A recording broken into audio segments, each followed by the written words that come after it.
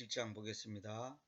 오늘은 특별히 장절수가 적기 때문에 바벨에 대해서 조금 부록으로 보충 설명하고 넘어가도록 하겠습니다. 창세기 10장 32절 이들이 노아의 아들들의 가족들인데, 여기 정말 재밌는 것은 뭐냐면 이 노아가 얼마나 큰, 말하자면 하나님의 귀한 종입니까? 그런데 이 아들들이 나중에 바벨탑을 쌓는, 하나님 앞에 도전하는 엄청난 교만의 죄를 지었잖아요. 이거 보면 너무 다 신기해요. 우리 신앙의 그 역사를 보면 순교자 자녀가 아주 어긋나는 것도 많이 종종 봅니다. 그러니까 노아가 아무리 믿음의 사람이라 하더라도 그 자손들도 다 그렇게 된다는 보장이 없는 거예요.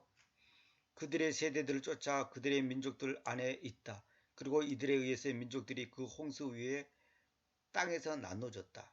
그러니까 홍수 후에 그 자녀들이 이제 전부 분리돼 가지고 이제 여기저기 흩어져 살게 된 거죠. 근데 노아의 자손들이 약 70명이 각각 한 개의 나라를 세웠다는 거예요. 그러니까 이제 그 제도 숫자를 세어봤는데 70명 정도가 되는 거예요. 그 사람들이 흩어져 듣다가 이래서는 안 되겠다. 우리가 합해서 힘을 합해자. 하나가 되자. 똘똘 뭉치자. 이렇게 이제 생각을 한 거예요. 그래서 세운 것이 뭐냐면 바벨탑을 쌓은 거예요. 저는 옛날에 바벨탑이 그냥 단순한 교만이다 이 정도만 생각했는데 그 바벨탑 사건이 굉장한 사건이더라고요. 자, 봅시다. 11장 4절에서는 흩어지지 말자고 하여 70개 나라를 하나로 묶기 위해 바벨탑을 만들었다. 바벨탑을 만든 것이 단지 그냥 교만 이 정도가 아니라 자기들이 하나로 뭉치기 위해서 하나의 그 중심축을 만드는 거예요. 바벨탑. 이건 뭐냐면 자기들의 어떤 기준, 어떤 원칙, 어떤 그 제도, 조직, 이걸 만들었다 이 말이에요. 그게 바벨탑이에요. 이게 영적으로 말하면 오늘의 바벨탑이 뭡니까? 인간의 문화, 철학, 과학, 인본주의, 이런 여러 가지 종교, 이런 조직, 이런 것들이 다 바벨이란 말이에요. 그러니까 이것을 우리가 튼튼히 조직을 가지고 있고 뭉치고 잘 정비하면 우리가 평화롭게 행복하게 잘 살 거야. 이런 생각. 이게 바벨탑이에요. 개인도 마찬가지예요. 내가 은행에 돈 10억만 있으면, 아파트만 있으면, 뭐 삼색만 들어가면 또 어떻게 뭐 자기가 어떤 위치나 어떤 환경만 주어지면 든든하고 안심하고 평화롭게 잘 살 수 있을 거라는 생각. 그게 다 바벨탑을 쌓는 거라니까요. 그래서 이 바벨탑 사건이 뭐냐면 나중에 계시록에도 나오지만은 무너졌다 저 큰 성 바벨론이 무너졌다고 그랬죠. 그 큰 성이 아니라 저 큰 도시 바벨론, 저 큰 도시가 바벨론 무너졌다 이 말은 뭐냐면 그 도시란 것이 뭐냐면 하나의 그 시대의 문화의 집약체잖아요. 그래서 우리나라 서울 그러면 서울이란 도시를 보면 대한민국이 어떤 나라라는 것을 한마디로 딱 그 도시가 보여주는 거예요. 얼마나 잘 사는지, 대한민국의 그 문화, 어떤 뭐랄까 정치, 경제 여러 가지를 동시에 보여주고 있잖아요. 그래서 이 바벨탑이 뭐냐면 통일정부, 통일경제, 통일종교, 통일화폐를 만들어 세계 통일정부를 만들겠다는 것이 바로 소위 뉴월드 워드, 신세계 질서, 신세계 질서를 만들겠다는 거예요. 이게 바로 프리메이슨, 세계정부를 만들겠다는 거 아닙니까? 프리메이슨, 일루미나티 이 사람들이 다 그런 거예요. 그래서 바로 그 큰 도시 바벨론이 세계 통일정부단 말이에요. 그래서 인간을 하나로 묶기 위해서 마귀가 만든 걸작범 중에 세 가지가 뭐냐면 3S라고 그래요. 섹스, 스크린, 스포츠. 그러니까 이것들을 통해서 사람들을 정신세계를 완전히 휘어잡고 관심, 그들의 모든 뭐랄까 희로애락을 여기다가 다 쏟게 만드는 거예요. 그래서 인간들의 혼을 장악하고 이를 위해 돈과 권력과 종교를 이용하는 거예요. 그러니까 이것을 위해서 돈, 권력, 종교. 그러니까 영화니 뭐 스포츠 이거 결국은 돈 벌기 위해서 하는 거예요. 월드컵이니 뭐 올림픽이니 이런 것도 전부 다 사실 그 돈과 관계되는 겁니다. 그게 올림픽도 그 전부 다 여신 숭배 사상에서 나오는 겁니다. 창세기 11장 7절. 자, 우리가 내려가서 거기서 그들의 나라 말을 혼동시키자. 이는 그들이 서로의 연설을 이해하지 못하게 하는 것이다. 그래야 주님께서 그들을 모든 지표면 위에 거기서부터 널리 뿔뿔이 흩으셨다. 그러자 그들이 그 도시를 건축하기를 중단하였다. 그러니까 주님께서 그들을 갖다가 혼동시켜 가지고 완전히 뿔뿔이 흩어지게 하나가 못되게 만들었단 말이에요. 그래서 그 도시를 건축하기를 중단하였다 그러거든요. 이건 무슨 말입니까? 자기들이 힘을 합해갖고 인간의 힘을 합해갖고 하나님의 세계에 도전하겠다는 거거든. 자기들끼리 유토피아를 만들겠다는 거거든. 하나의 낙원을 만들겠다는 거거든. 근데 그것을 주님께서는 원치 않는 거예요. 그러니까 우리 개인도 마찬가지예요. 그래서 성경에 고난이 유익이라는 말이 뭐냐면 내가 이렇게 하면 행복할 거야. 저렇게 하면 행복할 거야. 그것을 하나님께서 깨뜨리는 거예요. 그 현대판 욥이라고 하는 김상호 장로 그 간증책을 읽어보면 저는 이제 그 딴 사람이 읽는 것을 제가 들어보면요. 1년에 6명의 자녀가 1년에 죽었어요. 1년에. 무슨 사고로 죽은 것도 아니고 무슨 심각한 병이 걸린 게 아니라 물론 병이 들어서 죽겠지만은 우리가 생각하는 무슨 그런 아멘이 그런 게 아니고 시름시름 앓다가 그냥 죽고 시름시름 그러니까 2달에서 3달 사이에 1년에 6명의 아이가 죽는 거예요. 그 아이들이 죽을 때 아버지 보고 자기들이 곧 죽을 거라는 것을 미리 얘기하더라는 거예요. 하나님이 그걸 보여준다는 거예요. 자기들한테. 그러니 생각해보세요. 자녀가 1년에 6명이 죽었으니 그 심정이 어땠겠어요. 그 나중에 이제 5명을 더 이제 얻었답니다만 어쨌거나 그분 그 간증을 들어보면 정말 놀라워요. 근데 문제는 뭐냐? 그 김상호 그분은 물론 처음에 해야 낙심하고 슬펐겠지만 결론은 뭐냐? 하나님께 감사하다는 거예요. 그것을 통해서 자기가 하나님을 더 깊이 만나는 계기가 됐고 그 자녀들도 천국 가고 자기가 더 하나님 앞에서 크게 쓰임받는 그런 그 얘기를 들어보면 정말 놀라워요. 그러므로 그것의 이름이 바벨이라고 불리우시니 그 까닭은 주님께서 거기서 온 땅의 나라 말을 혼동시키기 때문에. 그게 바벨이 뭐냐면 혼동, 혼란, 뭐랄까 여러 가지 그 분리 작업 그걸 바벨이에요. 그리고 거기서부터 주님께서 그들을 모든 지표면 위에 널리 뿔뿔이 흩으셨다.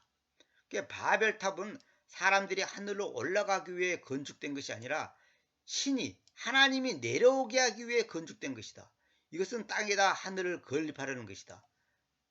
신이 계신 곳에 하늘이 있기 때문이다. 다시 말하면 땅에다가 유토피아를 만들겠다는 거예요. 땅에다가 천국을 만들겠다 이 말이에요. 쉽게 말해서. 우리 개인도 마찬가지예요. 이 땅에서 행복, 기쁨, 안식을 만들겠다.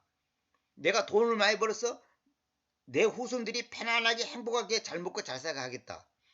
그게 다 바벨탑 쌓는 거라니까요. 전에 제가 시편 그러니까 시가서 17장 그 14절 15절 그 하반부에서 그 얘기 하잖아요. 자녀들에게 재산을 물려주는 것은 땅에 속한 사람이에요. 땅에 속한 사람. 왜? 땅에 소망이 있기 때문에 우리 손자 손녀가 앞으로 100년 200년 잘 먹고 잘 살게 하겠다. 그건 절대 크리스찬의 자세가 아닌 거예요. 그 세상에 소망 있는 사람들이 하는 거예요. 아니 보물을 하늘에 쌓아두라 그랬지 언제 땅에 쌓아두라 그랬고 자손들에게 주라 그랬냐고. 정말 이거 너무너무 안타까워요. 즉 다시 말하면 하늘과 땅의 위치를 바뀌게 하는 것이다. 다시 말하면 참된 영원한 생명, 영원히 살 곳은 하늘, 천국이지, 천당이지 이 땅이 아닌 거예요. 우리는 잠시 딱 하는 나그네고 순례자단 말이에요. 근데 이 땅에서 뭔가를 누리겠다는 거. 우리 박씨 집안이 앞으로 뭐 천년 만년 잘 가기를 원한다. 김씨 집안이 잘 가기를 원한다. 우리 집안에 뭐 핏줄을 이어야 된다. 이런 거 있잖아요. 후손을 낳아야 된다. 그래서 옛날부터 아들을 좋아했잖아요. 아들을. 우리 김씨 집안에 대가 끊어서는 안 된다. 이런 거. 그게 전부 세속적인 거예요. 아니 그것이 무슨 아니 내 후손이 앞으로 천년 있으면 뭐 할 거예요. 그게 중요한 게 아니에요. 사람의 힘으로 하나님의 질서를 거꾸로 뒤집으려는 영적 교만의 극치다.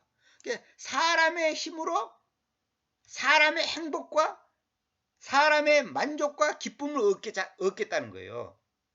그러니까 하나님의 절대 주권을 도전하는 거예요. 받아들이지 않겠다는 거예요. 우리 개인도 마찬가지예요. 내가 내 힘으로 내 인생을, 내 가정을 행복하게 만들겠다? 그것이 다 마귀단 말이에요. 마귀. 그게 사탄이 주는 생각이에요. 그게 바로 인본주의예요. 인본주의. 인본주의가 따는 게 뭐예요? 우리는 기독교는 공산주의도 아니고 민주주의도 아니고 인본주의도 아니고 신본주의, 다시 말하면 하나님 제일주의단 말이에요. 하나님이 최우선. 그래서 성경 보면 이거 있죠. 저 마가복음 있잖아요. 마가복음도 있고 마태복음도 있고 마태복음 12장 24절 제일 첫 번째 그거 나오잖아요. 나를 따라오려면 부모나 형제나 자매나 아내나 미워하지 않으면 나의 종이 될 수 없다. 나의 종이 될 수 없다는 거예요. 나의 제자가 될 수 없다는 거예요. 미워한다는 말은 뭐냐면 고대 근동지방에서는 미워한다는 말이 무슨 말이냐면 예서 자녀가 둘 있는데 빵을 얘한테 먼저 주고 그 다음에 한테 주잖아요. 그러면 그 다음 아이 입장에서는 자기는 미워한다고 생각하는 거예요. 다시 말하면 우선순위가 바꿔지는 거. 그러니까 우선순위가 밀려나는 것이 미워하는 거예요. 그 미워한다는 것이 우리가 생각처럼 무슨 뭐 감정 가지고 뭐 그 사람은 뭐 미워한다 그런 말이 아니라 그렇게 성경에서는 용어를 잘 알아야 돼요. 그 미워한다는 것이 뭐냐면 우선순위가 바뀐다는 거예요.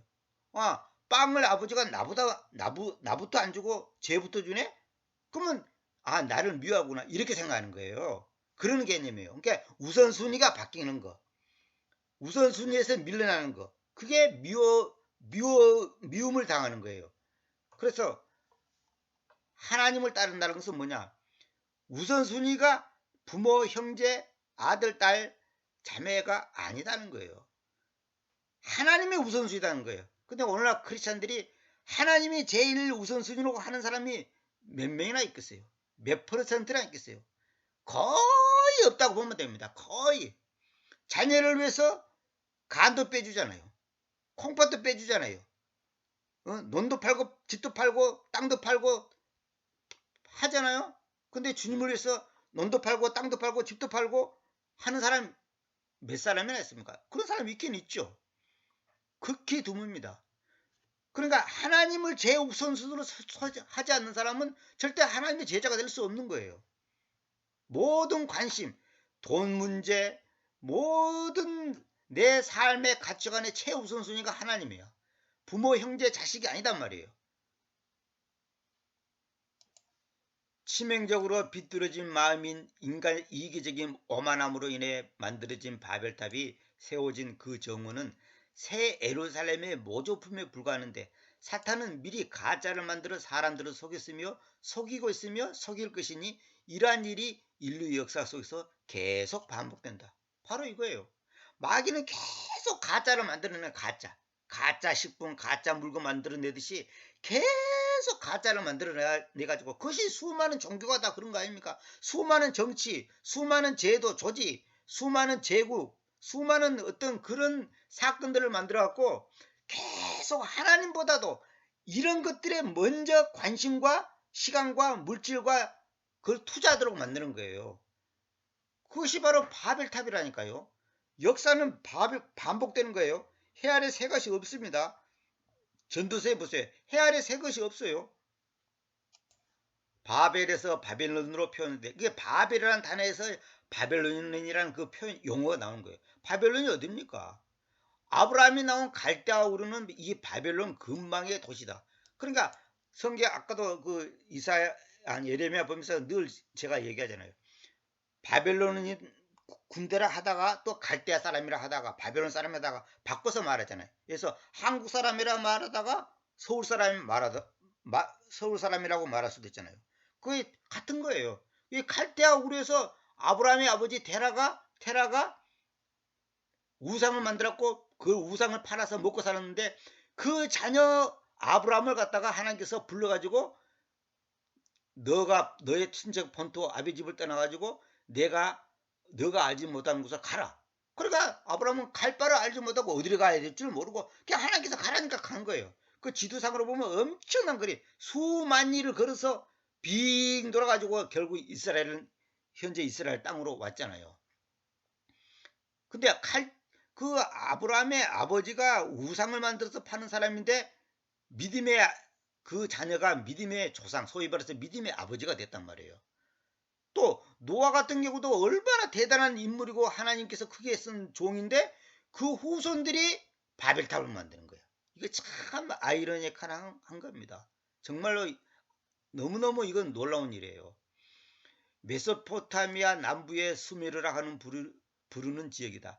바벨탑은 수메르 지역의 지구라타는 말이 이게 무슨 말이냐면 이교도의 피라미드 신전을 말하는데 마르둑이라는 신을 섬기는 곳. 마르둑이 뭐냐면 그 머리가 그 소머리처럼 생겼어요. 그 신을 섬기는 것을 그 섬기는 곳이 저 지구라트예요. 지구라트. 피라미드 식으로 만들어진 그게 지구라트라는 겁니다. 신전과 관련이 있다. 세상에서 가장 독특한 도시들은 예루살렘과 바벨론이다. 그러니까 예루살렘은 저 뭐라면 빵의 도시란 말이지. 빵의 도시. 빵 도시란 말이거든요. 빵 도시가 아니라 저 평화의 도시란 말이죠. 평화의 도시인데 베들레헴이 이제 빵집이란 뜻이고 예루살렘은 평화의 도시죠. 예루가 이게 도시를 말한 겁니다. 살렘은 그 평화를 말한 거고. 그러니까 예루살렘과 바벨론이 완전히 반대예요. 뜻도 반대고 지역도 반대고 역사의 흐름도 반대고 모든 것이 반대야. 영적으로. 그러니까 한마디로 바벨론은 세상, 예루살렘은 하나님의 나라, 하나님이 통치하는 나라. 그것이 예루살렘이란 말이에요. 바벨론은 하나의 세상이다. 세상. 이 바벨론인데 이 예루살렘은 바위처럼 기초가 예수를 말합니다. 예수수가 확실한 영적인 세상을 말하는 거고 바벨론은 모래 위에 지은 혼돈 자체인 타락한 세상을 상징한다. 내가 이거 써놨죠. 세상 종교의 모델인 이 도시를 당시에는 밥일이라고 불렀는데 하나님의 문을 의미하는 아시리아 언어의 밥일리에서 나온 것이다. 성경은 그것을 바벨이라고 부르는데 히브리 언어로 혼돈이라는 뜻이다. 기초가 없는 바벨론은 혼돈만 있을 뿐이다. 기초가 없는 이 말은 뭐냐? 예수수가 없는 바벨론은 혼돈만 있을 뿐이다. 오늘 우리도 마찬가지예요. 예수수가 없으면 자기가 제 아무리 재산이 많고 뭐 인기가 있고 명예가 있고 별거 다 있어도 그 정신세계, 그 영적인 세계는 혼돈만 있는 거예요. 진정한 안식 평화 없습니다. 나중에 늦게서 예수 믿는 사람들의 그 간증 들으면 하나같이 그 말이에요. 자기가 여기만 도달하면 행복하는데 막상 그 자기가 원하는 목표에 도달해도 공허하고 메마르고 너무너무 그 뭐랄까요, 목마름을 더 강하게 느낀다는 거예요. 그 에레미야는 지난번에도 말했잖아요. 이방인들이 어떻게 하나님 앞에 매를 맞는가, 그걸 지금 계속 보여주고 있는 겁니다. 그동안 유다 백성이 매 맞는 거, 이스라엘 백성이 매 맞는 걸 계속 보여줬지만 지금 이제 이방인들이 어떻게 하나님 앞에 매를 맞는가, 하나님을 안 믿는 사람들이 어떻게 매를 맞는가, 그걸 지금 보여주는 사건인데, 제가 이제 이 바벨에 대해서 좀 설명하고 싶은 것이 왜 그러냐면, 이 바벨이라는 개념이 여러분들 정확히 알아야 됩니다. 우리 그냥 막연히 바벨론 그러지 말고, 이 바벨론이란 뭐냐면 한마디로 세상 문화, 세상 종교, 세상 정부, 세상의 어떤 제도 조직, 이것을 하나님께서 깨뜨린다는 거예요. 우리 개인도 마찬가지예요. 내 속에 세상적인 게 있단 말이에요. 세상적인 거. 인본주의적이고 인간적이고 땅에 속한 마음, 땅에다가 내 마음을 두고자 하는 어떤 거, 이게 전부 바벨이에요. 이걸 깨뜨리기 위해서 하나님께서 우리에게 고난을 주고 실패를 주고 망하게 하고 질병도 주고 그렇게 하는 거예요. 수많은 사람들의 간증을 들어보면 딱 공통분모가 뭐냐? 하나님께서 사랑하는 사람에게는 고난을 줘서 그가 믿고 의지하고 자랑하는 그 지식, 위치, 재산, 건강, 이런 것들을 하나님께서 깨뜨려 버린단 말이에요. 그것이 바로 자기한테 신이거든요. 어떤 사람이 저도 그 사람 그 간증 옛날에 들어봤는데, 그 여자분인데 지금은 여자 목사가 되셨다만 옛날에 그분이 뭐냐면 전도왕으로 유명한 그 여자 집사가 있는데, 그분이 하나님을 어떻게 믿게 된 줄 아십니까? 부잣집에 시집가고 잘 먹고 잘 쓰고 아들 딸 놓고 잘 사는데 아들이 크다가 병이 들어서 죽게 생겼어요.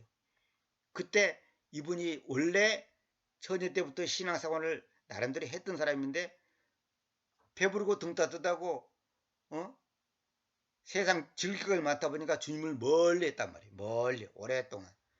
그때 하나님 앞에서 그가 이제 그 사건 아들이 죽음으로 인해서 하나님 앞에 깨진 거죠. 아, 하나님은 살아계시구나. 그게 수많은 사람들이 교회를 다니고 부모 따라 다니지만은 실제로 하나님이 살아계신다고 하는 사실, 그걸 제대로 100% 믿는 사람은 솔직히 말해서 소수입니다. 그냥 이론으로만 살아계셔. 목사님이 근데 살아있다더라. 뭐 이렇게 막연하게 한다면 그 막연하게 하는 것은 그 아무것도 아니에요. 그건 아무 신앙도 아니에요. 그건 아무것도 아니에요. 예수님이 부활했대. 승천했대. 재림한대. 그런 거 안다고 그 믿음이 아니에요. 그건 아무것도 아니에요. 그 문제, 그 사실, 그 일에 대해서 내가 목숨을 바칠 수 있는 그런 자세와 확신이 없으면 그건 다 가짜예요. 다 가짜입니다. 그런 것이 우리 마음속에 베이스가 딱 깔려져 있어야 되는 거예요.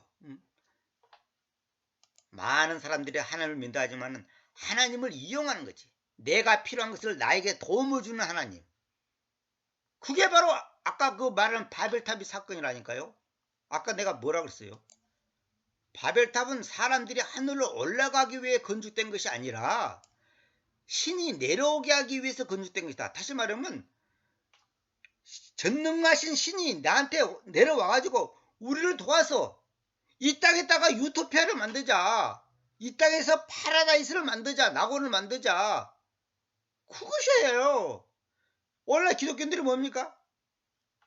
하나님, 능력이 많으신 전능한 하나님, 우리 아들 딸 잘 되게 계시고 우리 손자 손자 잘 되게 계시고 우리 사업 잘 되게 계시고 건강 주시고 그거 아니에요. 그거 뭐예요? 하나님의 능력을 끌어다가 내가 이 땅에서 행복하게 살고 싶으니까 하나님이 나를 비서 역할을 해달라 이 말이에요.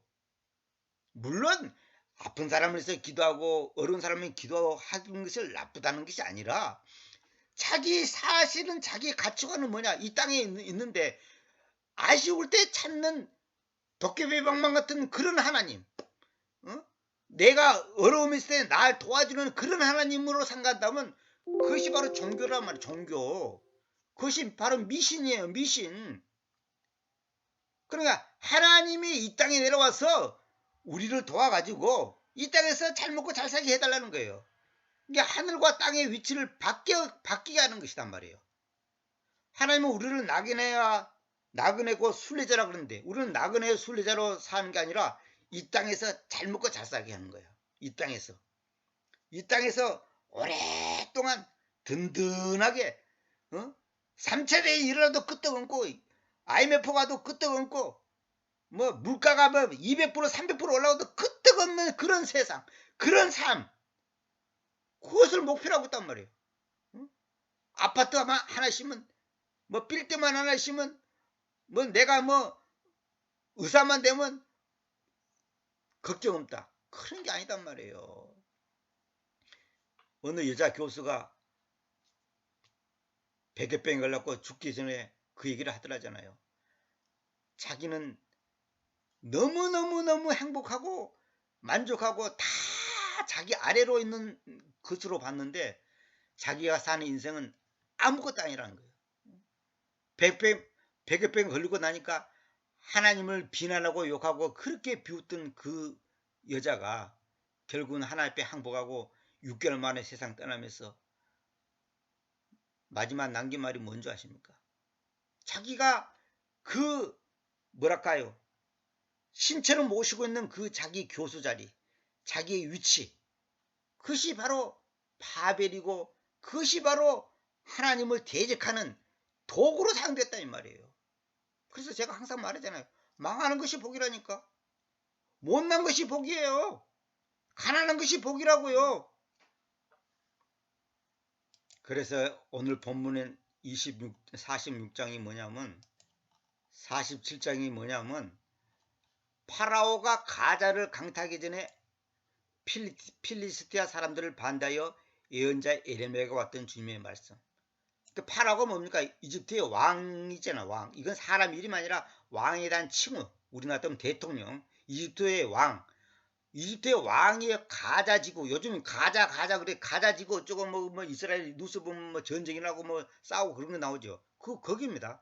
가자를 강타하기 전에 필리스테아 사람들을 반대하여 예언자 에레미야가 왔던 주님 말씀. 필리스테아 사람이 뭐냐? 블레셋 사람. 우리 요즘에 팔레스타인 그잖아요. 그 팔레스타인이에요. 얘네들이 누구냐면 이스마엘의 후손이란 말이에요. 이삭과 이스마엘 있잖아요. 그 약속의 자녀는 이삭이고 계집종의 그 아들이 이스마엘이잖아요. 그 이스마엘이 바로 아랍족이에요. 지금도 아랍족하고 이스라엘 사람들하고 맨날 싸우잖아요. 유대인들하고. 이렇게 그 주님께서 말씀하신다. 눈여겨보라. 이 눈여겨보란 말을 잘 알아야 됩니다. 이 비올드라는 것이 그냥 보라고 달려요. 히브리어로도 그 단어 자체가 다릅니다. 이거는 뭐냐면 똑바로 눈을 뜨고 정확하게 자세히 보라는 말이에요. 이걸 그냥 보라 이렇게 번역하면 안 됩니다. 물들이 북쪽에서 일어나서 넘쳐 흐르는 홍수로 있을 것이고 그 땅과 그 안에 있는 모든 것을 그 도시와 그 안에서 거주하는 자들을 넘쳐 흐를 것이다. 그때 사람들이 외칠 것이고 그 땅의 모든 주민들이 울부짖을 것이다. 이건 뭐냐 물들이 북쪽에서 일어난다 이 말은 뭐냐면 마치 이제 그 유프라테스 강이 이제 넘쳐 흘러가지고 이제 막 이렇게 하는 것에 비유를 들어가지고 북쪽에서 일어난다는 말이 뭐냐면 북쪽에 있는 블레셋 아니 저 바벨론 군대가 와갖고 이제 바벨론 군대하고 블레셋 사람들 다시 말하면 필리스테아 사람들을 갖다가 공격하고 이제 죽이는 그 사건을 지금 이렇게 비유를 들어서 설명하는 겁니다. 그래서 그때 사람들이 외칠 것이고 그 땅의 모든 주민들이 울부짖을 것이다. 그의 강한 말들의 발굽들의 진리김의 소음에 그의 쌍두마차들의 돌진함에 그리고 그의 바퀴들의 우르르 울림에 아버지들이 손들의 약함으로 인하여 세약함으로 인하여 자기들의 아이들에게 뒤돌아보지 못할 것이다. 그러니까 말이 막 수천 수백마리가 그냥 막 달려올 거 아닙니까? 그 소음과 그 돌진함 그 우르르는 그 소리에 아버지들이 놀래가지고 손들의 세약함이라는 것은 힘이 쫙 빠지는 거예요. 그래가지고 도망을 치는데 자기들의 아이들에게 뒤돌아보지 않을 것이다. 뒤돌아보지 못할 것이다. 이 말은 뭐냐면 자기 아이들을 돌볼 수 있는 그 심리적인 마음의 여유가 없는 거예요. 너무 겁이 나가지고. 그냥 아이고 뭐고 그냥 도망치는 거예요. 놓고. 그걸 지금 표현하는 겁니다. 모든 필리스테아 사람들을 손상시키려고 그리고 남아있는 돕는 자보다 티르스와 찌돈에서부터 잘라내려고 오는 그날 때문에 그럴 것이다. 왜냐하면 주님께서 캅도르 지방의 남은 자들인 필리스타 사람들을 손상시키기 때문이다. 캅도르 지방이 뭐냐면 성경에 보면 그레테 섬이란 말이 나오죠. 그레테 섬. 사도 바울이 그 갈 때 막 그레테 섬에서 풍랑을 만났고 뭐 그런 사건 있잖아요. 그레테 섬. 이게 바로 캅토르. 그러니까 그레테 섬의 별명이 캅토르입니다. 캅토르. 같은 거예요. 사도행전 27장 7절 있죠. 버서짐이 가자 위에 와져 있다. 아스켈론은 그들의 골짜기에 남은 자들과 함께 잘라내져 있다. 얼마나 오랫동안 너는 너 자신을 잘릴 것이냐. 이 말은 뭐냐면 버서짐이 이 대머리가 가자 위에 있다. 와져 있다. 이 말은 와져 있다면 왔다가 아니에요. 와져 있다. 현재 와져 있다는 거예요. 오게 되어 있다는 거예요. 가자 사람들이 슬픔으로 인하여 머리카락을 자를 일이 도래하 있다는 뜻. 벗어짐. 그러니까 너무 슬프니까 그 사람들은 그 슬픔을 표현한 것이 뭐냐면 머리를 밀어버리는 거예요. 또 옷을 찢고 이제 유대인들도 그잖아요. 옷을 찢고 죄를 둘러씌고 이게 이제 슬픔을 말한 거거든요. 그 다음에 너는 너 자신을 자를 것이냐 이 말은 뭐냐면 슬픔을 극단적으로 표현하는 것인데 이것은 우상을 경배할 때 하는 모습과 같다. 열왕기상 18장 28절 있잖아요. 그러니까 너무 슬플 때 자기 살을 베는 거예요. 지금도 아프리카 보면 그런 풍습이 있어요. 지금도 그 살에 흉터가 있어요. 자기들의 그 슬픔을 나타낼 때에서 부모가 돌아가실 때라든지 자녀가 죽을 때 그 슬픔을 나타낼 때 살에다가 상처를 내요. 그만큼 자기가 마음이 괴롭다는 것을 이제 그렇게 표현하는 거예요. 지금도 그게 있어요. 지금도. 오, 너 주님의 검이여 너는 안정하기 전에 얼마나 오랫동안 그것이 있겠느냐. 너 자신은 너의 검집 속으로 밀어넣어라. 안식하라. 그리고 잠잠하라. 그러니까 이건 뭐냐면 오, 너 주님의 검이여 이 말은 뭐냐면 주님께서 사용하는 검이다 그 말이에요. 주님께서. 그러니까 바벨론 사람들을 이용해 갖고 브레스 사람들, 팔레스타인, 다시 말하면 필리스테아 사람들을 공격하는 그 검을 주님의 검이라는 말이에요. 결국은 주님께서 하시는 거예요. 6.25도 김일성이나 시켜갖고 우리에게 고통을 줬잖아요. 주님이 하는 거예요.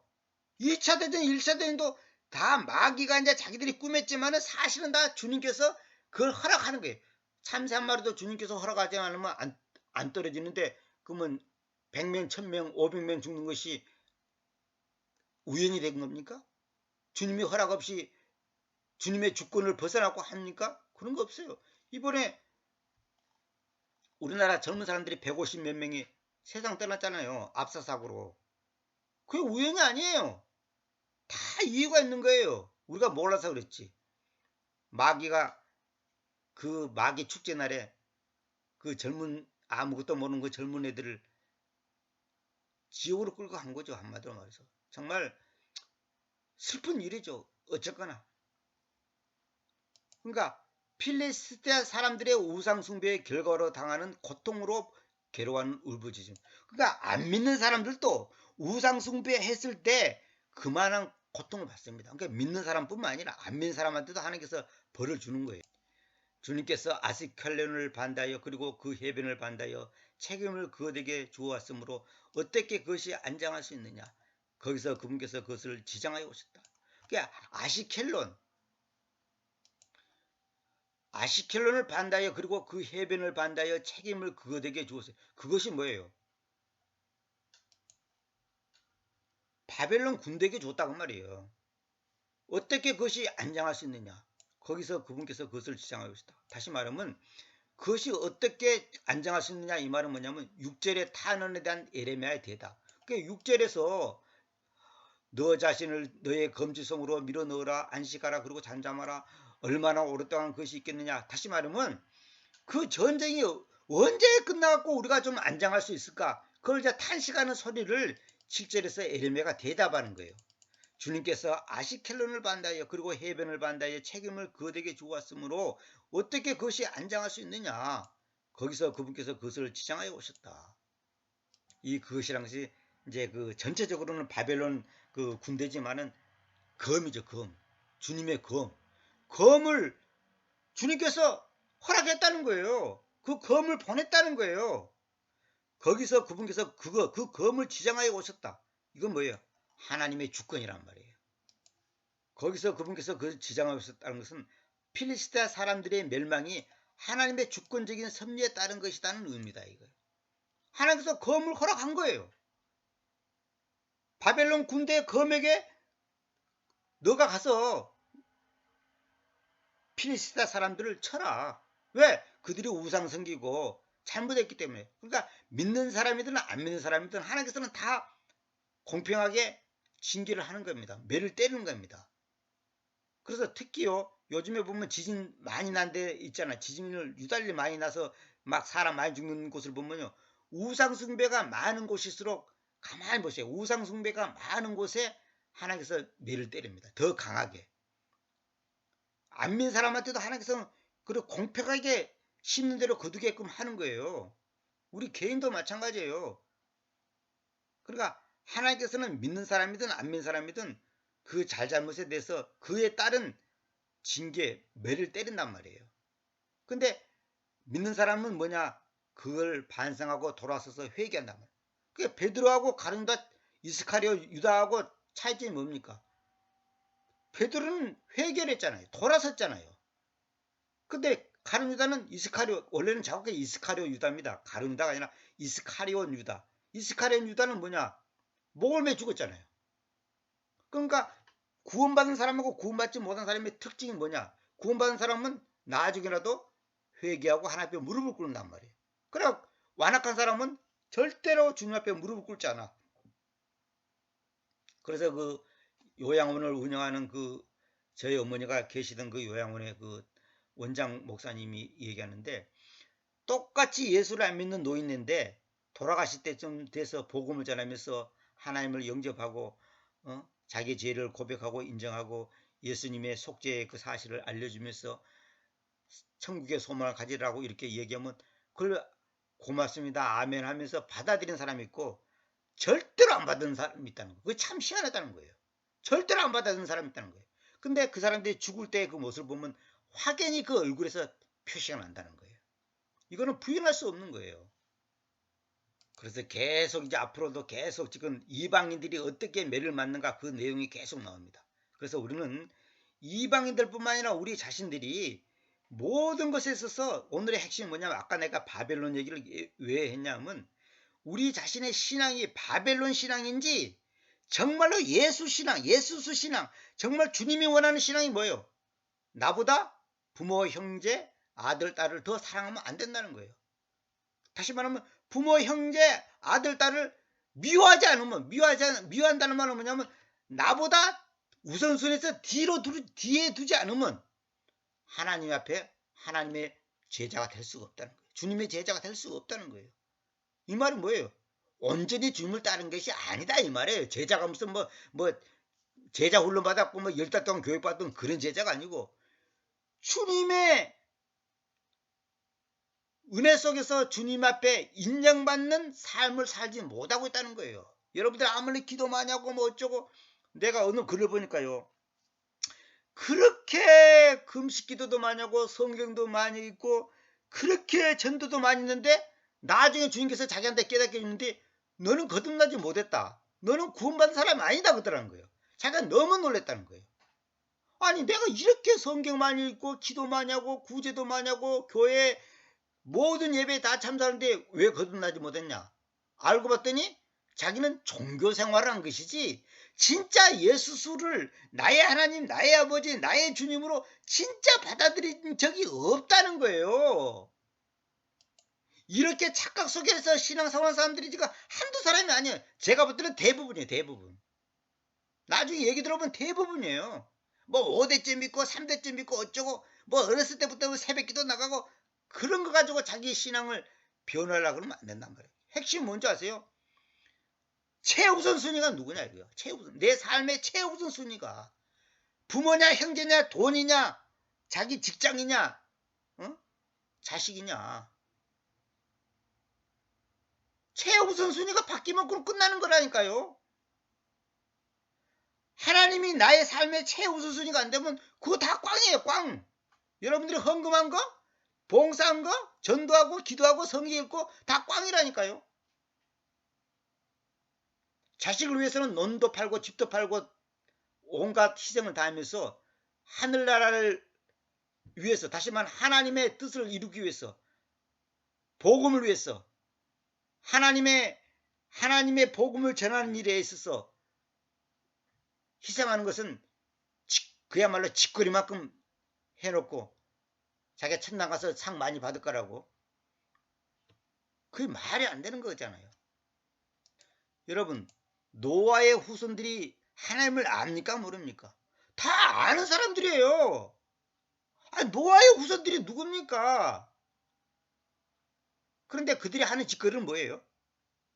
마귀짓을 하고 있잖아요. 족보상으로는 대단한 족보를 갖고 있네. 왜? 노아의 후손이니까. 근데 그들이 70명이 각각의 나라를 갖고 있었단 말이에요. 어? 그래서 자기들이 뭉치는 거예요. 우리가 똘똘 뭉치자. 응? 똘똘 뭉치자. 그걸 하나님께서는 미워하는 거예요. 인본주의, 인간 중심, 땅의 중심, 세상 중심. 그걸 하나님께는 원수예요. 그러니까 노아의 후손들이 하는 짓거리가 오늘날 현대판 크리스찬들이 하는 짓거리하고 똑같다 이 말이에요. 겉으로 봐서는 자기 말로는 이론으로는 지식으로는 다 하나님을 믿고 인정하고 받아들이지. 근데 실제 사는 그 가치관을 보니까 땅에다가 소망 두겠단 말이에요. 인본주의단 말이에요. 자기 힘으로 뭉치고 자기 인생을 행복하게 만들겠다는 거예요. 자기 미래를 개척하겠다는 거야. 그거예요. 해 아래 새 것이 없다니까요. 역사는 반복되는 거예요. 그래서 마지막에 계시록이 뭡니까? 저 큰 도시 무너지다 저 큰 도시 바벨론이 무너졌다. 그 바벨론. 그게 바벨론이 뭐냐? 세상 아닙니까? 세상 문화, 세상 과학, 세상 종교. 세상 정치. 그래서 마지막에 적그리스도가 나타나서 뭐예요?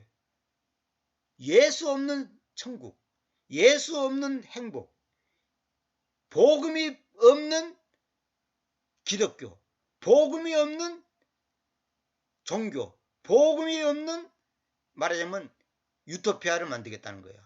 막이 작전이에요. 그래서 어떤 분한테 내가 들었는데요. 지금 마지막 시대에 킹제임스 성경을 다 없애겠다는 것이 작전이래요.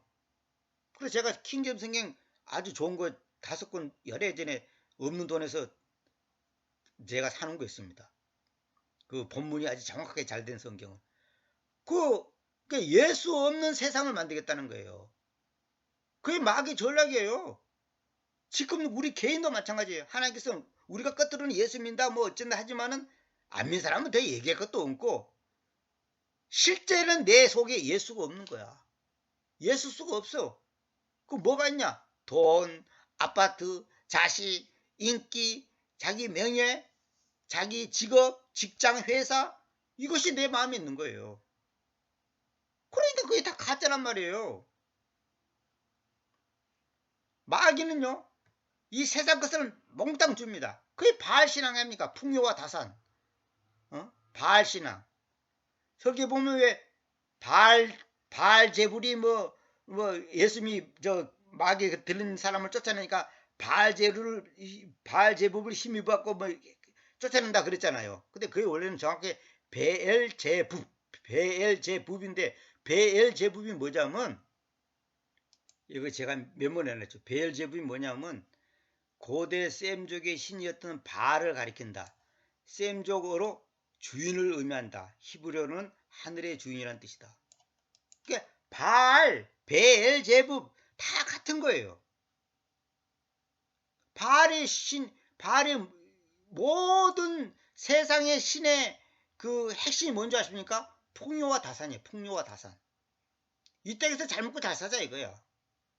이 땅에서 땅에서 행복을 누리자는 거예요. 땅에다가 소망을 갖자는 거예요.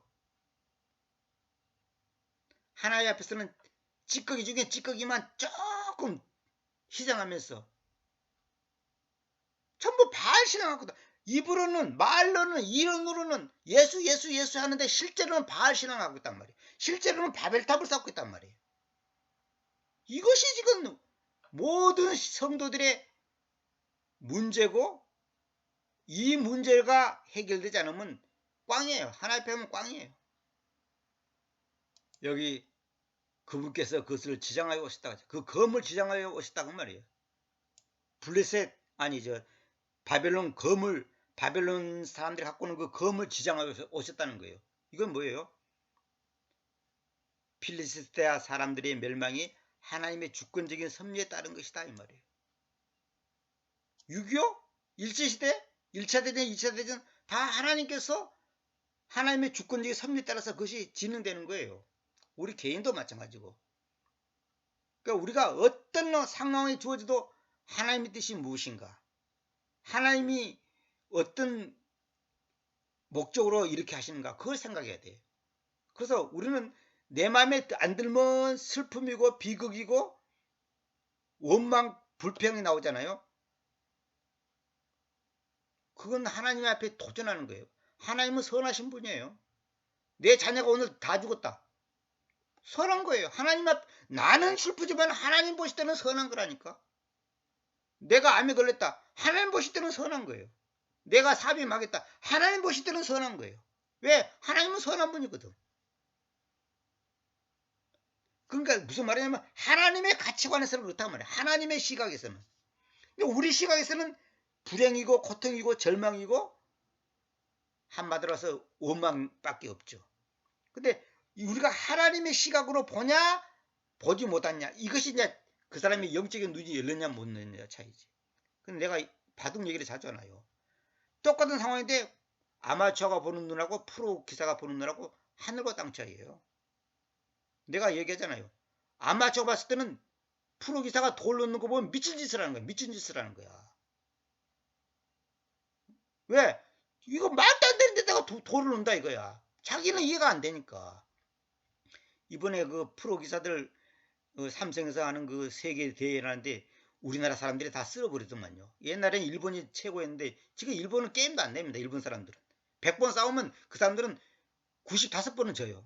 못 이겨요. 그러니까 중국 사람들도 좀 잘한 편인데 이번에는 우리나라 사람이 전부 쓸어버리더라고요. 그래서 지금 최정이라는 그 여자분하고 그 신진서라고 저 최고 잘하는 분이 있어요. 남자 그 22살 먹은 젊은 사람인데 지금 결승전에 올라갔어요. 그 세계 바둑대에서 여자가 결승전에 올라간 사건은 이번이 처음이래요. 그리고 만약에 최정이라는 여자가 만약에 1등을 한다면 정말 바둑 세계에 한 페이지를 쓰는 사건이라고 이제 막 바둑 세계에서 떠들잖아요. 하나님께서 저한테 어렸을 때 바둑을 가르쳤는데 지금 생각하니까 이것도 하나님의 은혜예요. 왜? 바둑을 해보니까 성경을 보는데 그 뭐랄까 훈련이 돼 있어. 훈련. 이게 앞뒤 좌우 이 바둑을 전체를 봐야 되거든요. 이게 이 분석하는 그 능력을 훈련을 키운 거예요. 물론 이제 하나님의 말씀이 영적이기 때문에 영적인 지혜가 있어야 되지만은 일단 사람이 이 시각적으로 이거 빨리빨리 앞뒤 문맥 좌우로 갖다가 이렇게 분석할 수 있는 그 눈이 열려야 되거든요. 그래서 하나님께서 저에게 이걸 훈련시킨 것이 하나님께서 바둑 배운 것도 다 뜻이 있었구나. 요즘 제가 그런 생각 많이 해요. 요즘에 바둑 저는 안 하지만은 그래 가끔 이제 프로 기사들이 중요한 게임하면 한 번씩 이제 쳐다봅니다. 그런데 이제 어려운 수준으로 올라가면 제가 이해를 못하니까 이제 소화를 못 시키지만은 웬만한 거는 이제 보면 이제 어느 정도 알죠. 제가 어떻게 돌아간다. 저는 이 바둑 배운 것도 하나님의 뜻이에요. 아버지한테서 배웠잖아요. 그러니까 모든 것이 우연이 없어. 우리가 고난 받는 것도 병드는 것도 가난한 것도 어떤 관계에 처해든 그것이 우연이 없어요. 하나님께서 다 그 사람을 어떤 상황으로 몰아가서 하나님의 뜻을 이루기 위해서 하시는 거예요.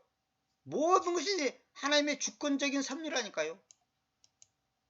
그래서 제가 은혜의 섭리란 말을 지난번에 그 강의에서 다른 강의에서 내가 얘기했잖아요. 은혜의 섭리. 하나님의 은혜의 섭리예요. 그러니까 원망할 것도 없어. 부모, 형제, 누구, 친구 원망할 것도 없어요. 다 그분이 하시는 거예요. 우리는 그분의 절대 주권, 절대 섭리 앞에서 우리는 겸손하게 고개 숙일 수밖에 없는 거예요. 지금은 이해 안 되고, 지금은 괴롭고, 인간이다 보니까 짜증나고 낙심되고 슬프지만은 나중에 주님 앞에 가면 다 그 이유를 압니다. 저도 이제 돌이켜 보니까 이제 조금 이제 나이도 들고 신앙생활을 해보니까 옛날에 내가 불행하다, 슬프다, 괴롭다, 짜증난다, 막 불평하고 그 모든 것이 100% 잘못된 것이고 다 감사로 바꿔지더라고. 다 감사. 그것도 감사, 저것도 감사, 그때도 감사, 저때도 감사, 다 감사해요. 왜? 지금 생각해 보니까 또 지금도 마찬가지. 앞으로 5년, 10년 되면 지금도 환경을 또 감사해야지. 어렵지만은. 정말 우리가 결론은 내가 얘기를 자꾸 길어지는데 바벨 신앙을 갖고 있냐? 진짜 예수 신앙을 갖고 있냐? 진짜 부활하신 그 예수를 나의 하나님, 나의 아버지, 나의 주인, 나의 생명. 정말로 그분이 나의 창조자로 받아들이고 있느냐 이거예요. 근데 사람들은 그리 못하고 있어요. 안 하고 있어요. 노아의 자손들이 뭘 만들었습니까? 바벨탑을 만들었잖아요. 유다 백성들이 하나님을 부정하는 사람들이 아니에요. 이스라엘 백성들이 하나님을 부정하지 않나니까? 그런데 하는 짓거리는 마귀 짓을 하고 있단 말이에요. 오늘 기독교인도 마찬가지예요. 머리로는 다 인정해, 받아들여. 아멘, 아멘, 예스, 예스. 근데 실제 하는 짓거리를 보면 땅에서 바벨탑을 쌓아주고 하나님, 전능하신 하나님 하늘에만 계시지 말고 이 땅에 내려와서 우리 자들 딸 잘 되게 해주시고 우리 손자 잘 되게 해주시고 우리 사업 잘 되게 해주시고 내 건강 시켜 주시고 들어가도 나가도 복 받게 해주시고 머리가 될 정도는 꼬리가 되지 않게 해주시옵시고 떡강조리가 넘치게 해주시고 12바구니가 남게 해주시고 전부 그거단 말이에요. 그게 종교라는 거고 그게 미신이라는 거예요. 그래 자기는 하나님 믿는다 그래. 성경 그러지 않는데. 성경은 세상을 버리라 그러는데. 세상은 바벨탑을 무너지게 하는데. 우리는 바벨탑을 쌓으려단 말이에요. 저도 그렇고 대부분의 신자들이 그런 오류를 범해왔습니다. 이제부터라도 진짜 예수가 나의 삶의 최우선순위, 복음이, 십자가가, 부활이, 믿음이 나의 삶의 최우선순위가 된단 말이에요. 하나님을 이용해 먹으려고 하지 마세요. 그게 바로 저주받을 짓이에요. 그게 세상에 속겠다는 증거란 말이에요.